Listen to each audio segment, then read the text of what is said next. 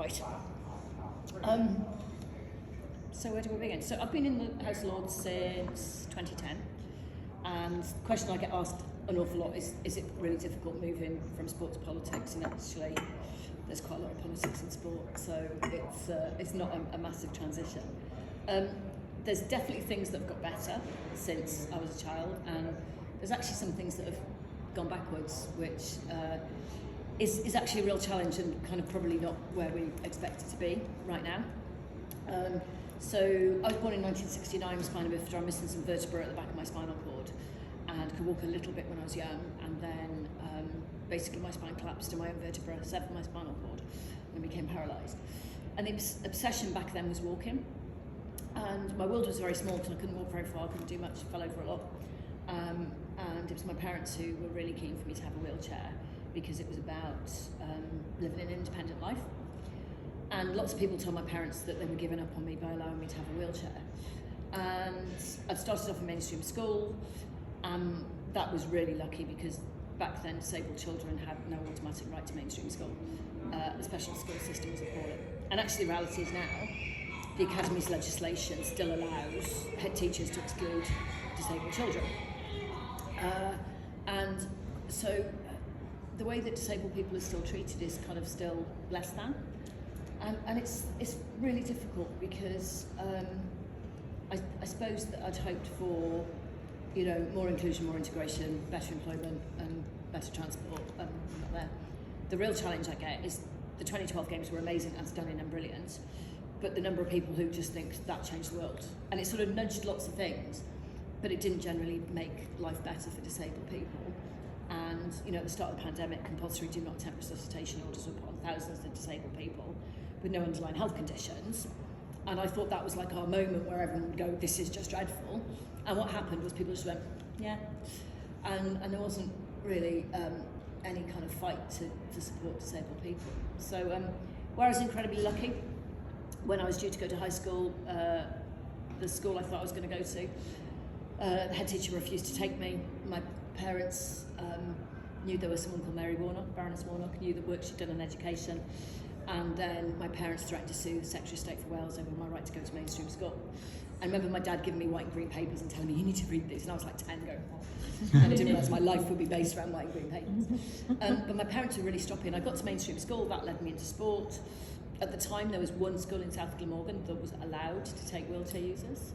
And that was it. And so I was really lucky. And then, you know, even through my time in school, I had to have IQ tests, and I remember going to see a specialist career teacher who told me not to go to university because I'd never get a job. And he was the person who was in charge of trying to help disabled people get into work. And he was like, yeah, you're not going to get a job. Oh, brilliant, thanks for that. Actually then he did say to me, oh, well, like the only job you'll ever get is answering phones. It's like, oh, thanks. And there's a bit of its time, but it's really frustrating. And I was lucky that I had my parents around me who just kind of ignored all that. The other thing, you know, my dad always used to say to me, education gives you choices, which was really important for me. And then very lucky with the career I had in sport, and I travelled the world and got to do lots of cool things. But also then that just helped me see how disabled people were treated in other jurisdictions around the world. And my plan when I retired was I was going to do law conversion and become a lawyer, and that didn't happen because I came here instead. But you know, I was always interested in disability rights. I actually did a politics degree at university. I sat on the National Disability Council, which oversaw the implementation of the Disability Discrimination Act in my 20s. I then did various sort of roles in sport. I sat on Sport Wales as a board, Sport England Lottery, UK Sport. So did lots of other things while I was competing. But the disability rights bit was always really important because you know, you just, and sport is a really useful platform. You know, Nelson Mandela said sport has the power to change the world, and it has the power to do loads of things. But it just has to have other things that back that up and make a change. You know, so in my fights as an athlete, you know, for years we weren't put on the anti-doping out of competition testing register because the view was, well, disabled people don't treat. And it's like, if you're going to treat us as athletes, then we have to be treated exactly the same. And you know, over the years, not having equitable kit or press coverage or things like that. So, you know, a big part of it was when I was competing was a bit selfish because it was like, well, if I can improve the profile and the coverage, that helps me, but it also then helps the next set of athletes coming behind me. So affecting change was always something that was really important to me in terms of what I was trying to do. You know, when I came to sort of the end of my career in sport, I started thinking about what I could do. And so I said, yeah, the plan was to do a little conversion. And then by then we'd already won the 2012 Olympics and Paralympics.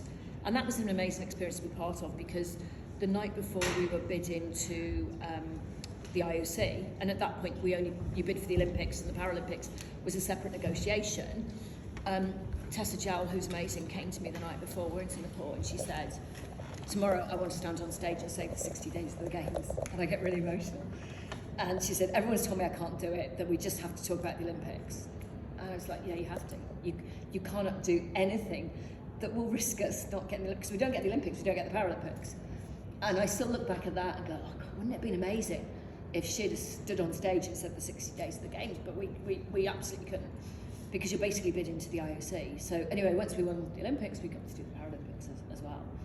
And it was amazing, you know, what they did in the East End of London, what they did with, you know, just the volunteers, you know, the diversity of the volunteers, you know, having, you know, lots of conversations about, yes, we can have wheelchair users as volunteers, we can have deaf people and visually impaired people, and you know, lots of really fun things that it was just great to be, you know, part of that process. And there were amazing things for 2012. I remember after the games, I was in my office down the other end of the building and had this letter from this little boy, and he'd said that he'd watched Johnny Peacock run and he really wanted to be a Paralympian, and his mum said he couldn't have a prosthetic because they couldn't afford it.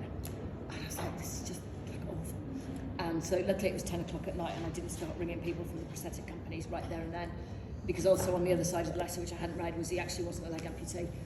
So that was the other reason. His mum said he couldn't have a prosthetic leg. Can you imagine? It was like, you have to give this child with 2 legs and prosthetic. Yeah, great. But that boy, so it did change attitudes. But actually, you know, in 2012 we also did the Welfare Reform Bill, which, you know, was pretty devastating for a lot of disabled people.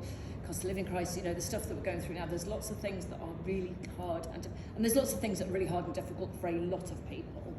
But sometimes it feels like disability is just forgotten in, you know, the mix. So one of the things that the DDA promised was that January the 1st, 2020, all trains in this country will be step-free. Oh, every country, no, that's a really good response. Every single government has allowed derogations, and it's now going to be 2070 before I can get on the train without the permission or support of a non-disabled person, which is just really tiring. So it's like how we accelerate some of these things. So there's loads that can be done in Parliament, absolutely. The Equality Act has kind of failed disabled people, because I was always one that said we need an Equality Act, not a separate Disability Act. It actually just hasn't helped. And then other things like the Legal Aid Bill hasn't helped as well. So we're kind of still waiting for that moment where people say, okay, what are we going to do? And we're not there yet. So, you know, we now at least measure pay gap for some people. A lot of businesses don't measure pay gap for disabled people. A lot of businesses don't, you know, it's hard. It is hard to change. But a lot of businesses kick some of these things into the long grass, and we need a little bit more urgency in terms of making it better for everyone. That was also the intersectionality of it as well. So even though a lot of what I've talked about sounds kind of quite depressed, actually I'm eternally optimistic, because I think you have to be in this place in terms of trying to find ways that you can leave a debate or into bits of legislation to get things to change. But, you know, if we can't change things here, then actually what can we expect the outside world to do? So it would be great, you know, Parliament should employ more people who are different. And, you know, we need to set the tone, and we need to kind of do as much as we can to make a difference, because then if we do it, then we can actually do more in the outside world. So, yeah, it's really good that you're doing this. It's absolutely brilliant.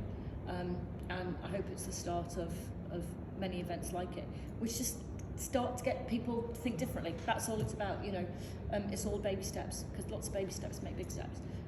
So thank you for doing it. Thank you for coming, and I hope you do this again. Thank you.